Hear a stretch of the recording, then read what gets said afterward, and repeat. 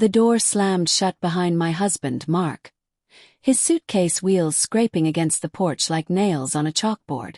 I stood in the kitchen, clutching a mug of cold coffee, watching his car disappear down the driveway into the misty October dawn. Business trip, he said. 3 days in Chicago for a conference. But as the taillights faded, my daughter Lily, 17, with her father's sharp blue eyes and my unruly curls, burst into the room, her face pale as fresh snow. She grabbed my arm, nails digging into my skin, and hissed, "Mom, run! While he's gone." Her words hit me like a slap, raw and inexplicable. My heart stuttered, the mug slipping from my fingers to shatter on the tile floor, coffee splattering like blood across the white grout. "What the hell are you talking about?" I whispered, my voice cracking, but she was already pulling me toward the back door, her breath coming in short, panicked bursts.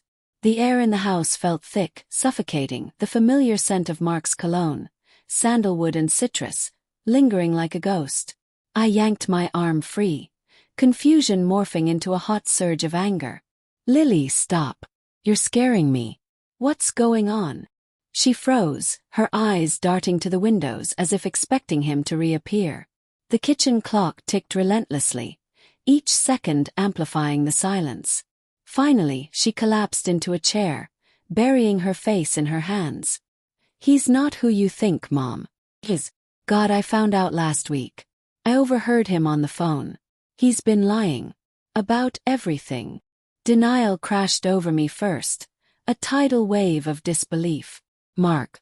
My Mark, the man I'd married 20 years ago in a sun-drenched vineyard. The one who still left sticky notes on the fridge with bad puns. This was teenage drama, hormones run amok. But as I knelt beside her, prying her hands away, I saw the terror in her eyes. Real, bone deep. "Tell me," I demanded, my voice steadier than I felt, though my stomach twisted like a wrung-out rag. Lily's story spilled out in fragments, each one a dagger to my chest. It started with a late-night call she'd overheard from her bedroom, Mark's voice low and urgent. "She suspects nothing. The policy's in place. Once it's done, we'll split it." Then the hidden folder on his laptop, password cracked by Lily's tech-savvy friend, full of emails, bank statements, photos. He wasn't going to Chicago for work. He was meeting her.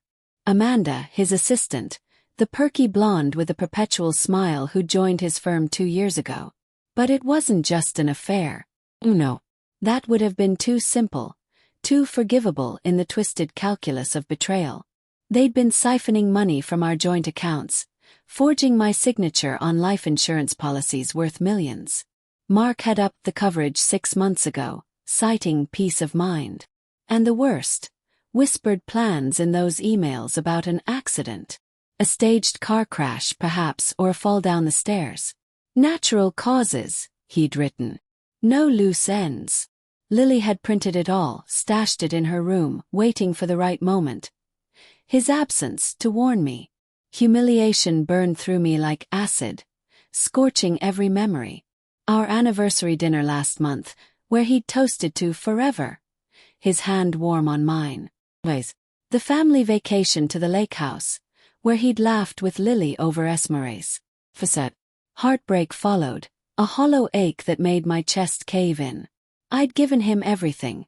My career sidelined for his ambitions, my dreams folded into his. And now this.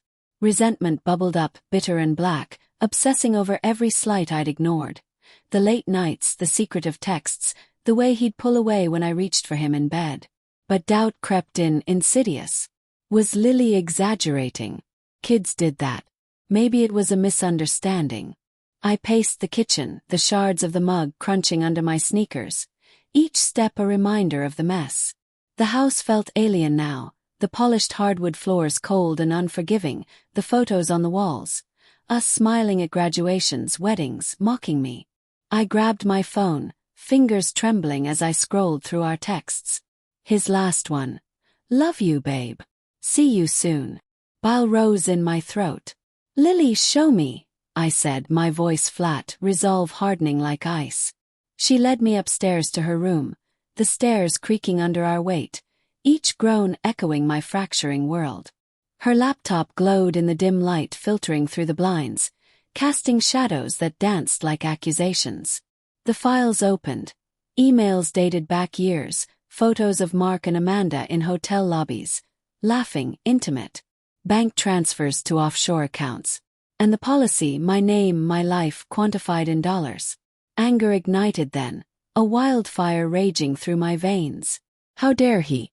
I imagined confronting him, screaming until my throat bled, watching his face crumple. But no, that was too easy. Fantasies swirled, slashing his tires, keying his precious BMW, or worse, something permanent. Guilt nipped at the edges. Had I driven him to this?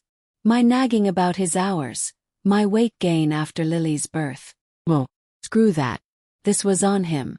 We sat there for hours, the afternoon sun slanting through the window, turning the room golden while my thoughts darkened. Lily's hand in mine was clammy, her fear mirroring mine. "What do we do, Mom?" she whispered. I stared at the screen, the cursor blinking like a heartbeat. Run. Maybe. But as resentment solidified into obsession, a colder resolve took root. He was gone for 3 days. Plenty of time to plan.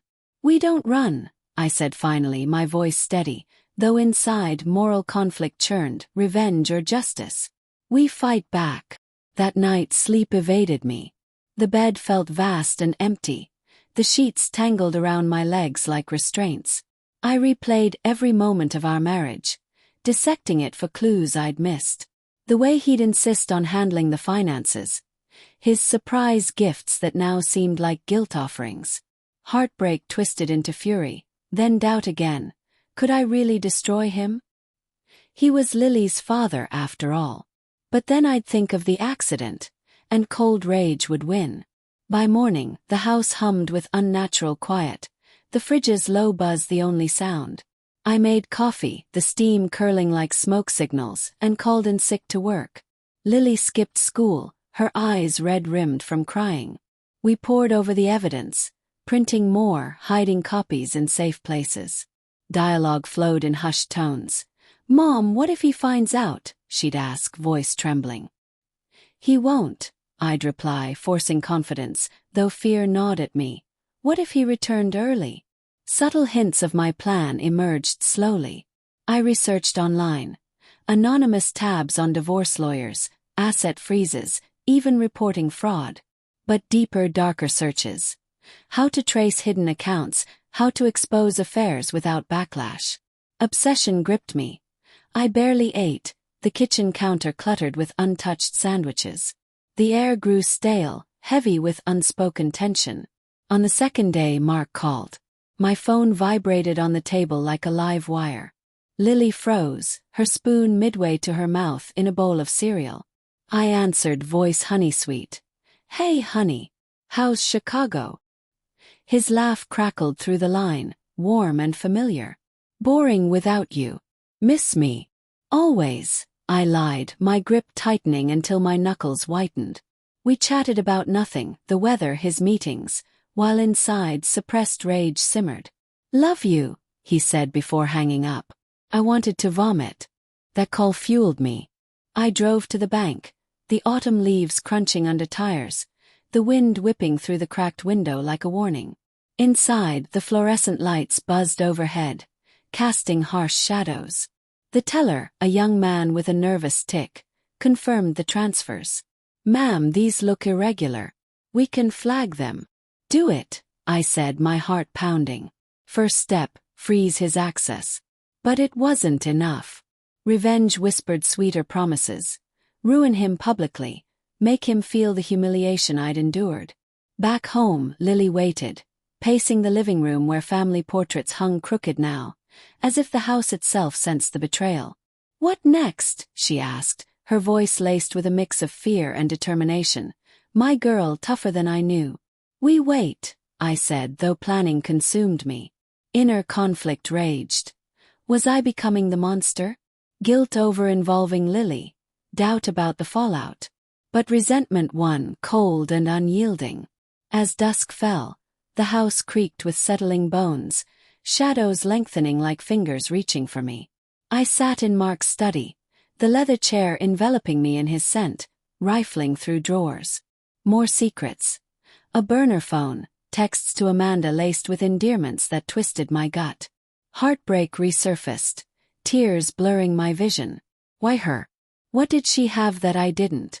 Obsession deepened that night. I imagined their reunion.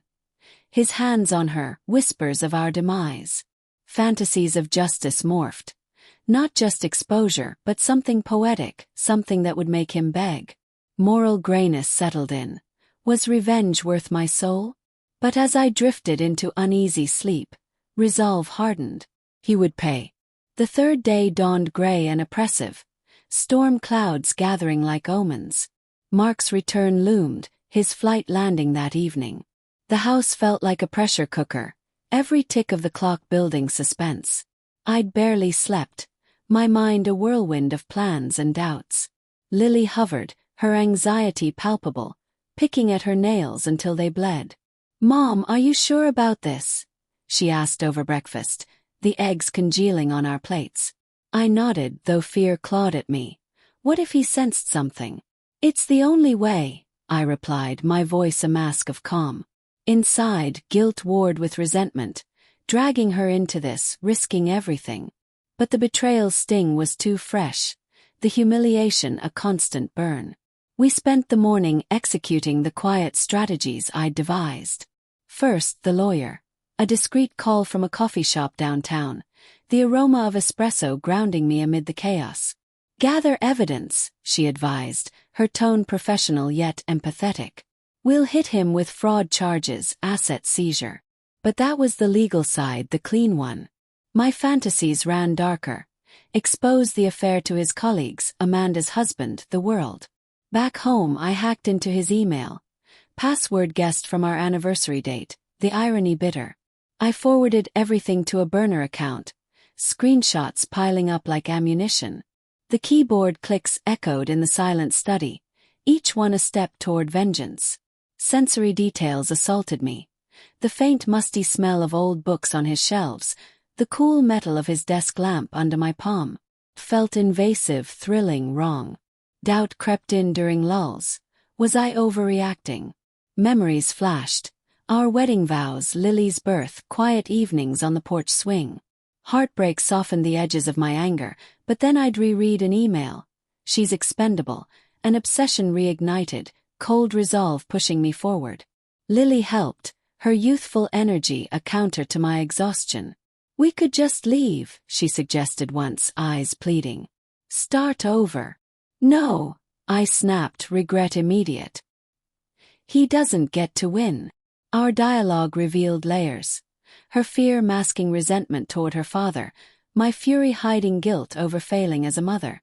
Tension heightened with every hour, subtle hints dropping. A packed bag hidden in the closet, just in case.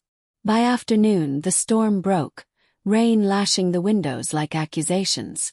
I called Amanda. Number lifted from the burner phone. Her voice answered, bright and unsuspecting. "Hello. Is this Amanda?" I asked, my tone neutral, though my pulse thundered. "Yes, who's this?" "Mark's wife."